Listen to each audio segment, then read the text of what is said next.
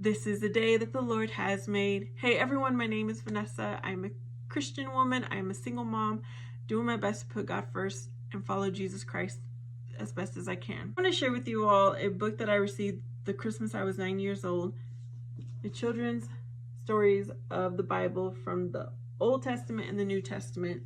I've already recorded the entire Old Testament. I did one video per chapter.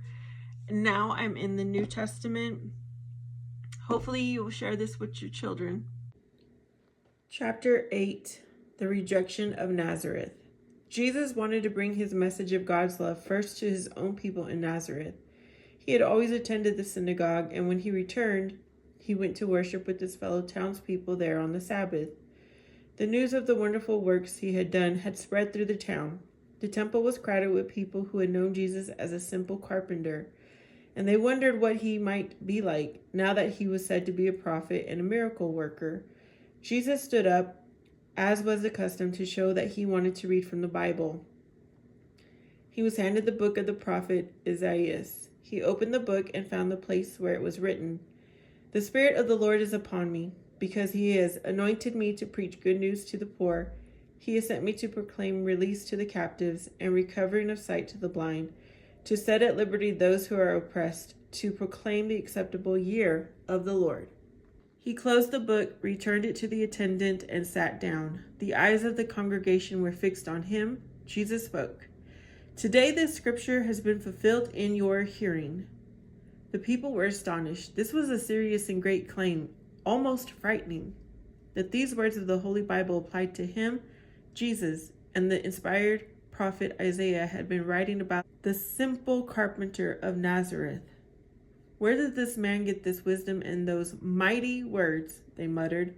"Is not this the carpenter's son, a carpenter himself? Is not his mother called Mary? Are not his brothers James and Joseph and Simon and Judas? And are not all his sisters with us? Where then did this man get all this?" Jesus realized that they could not understand that he who had lived among them could be the Son of God. He told them, "Truly I say to you, no prophet is accepted in his own country." And he told two stories from the Bible to make the point clear to them. Both were stories of the prophets who had made miracles. His point was that in both cases, the Lord had sent the prophets not to their own people, but to outsiders, for their own people would not have accepted them.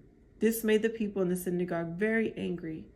They may have felt that Jesus was saying they were not as good as the people of other towns. Certainly they were sure he had no right to claim to fulfill the prophecy of the Bible. The people seized him and led him out of the city to the top of a high and dangerous cliff, preparing to push him over the cliff. Somehow his calm, fearless manner was such that no one wanted to make the first move. He walked quietly through the crowd and down the road, leaving them standing in confusion. No one wanted to pursue him. Sadly, Jesus went down from the hills to the city of Capernaum on the shore of the Sea of Galilee, and there he taught in the synagogues, and the people listened. So that's the end of that chapter. I hope you enjoy. I will have a playlist of my Old Testament and the New Testament.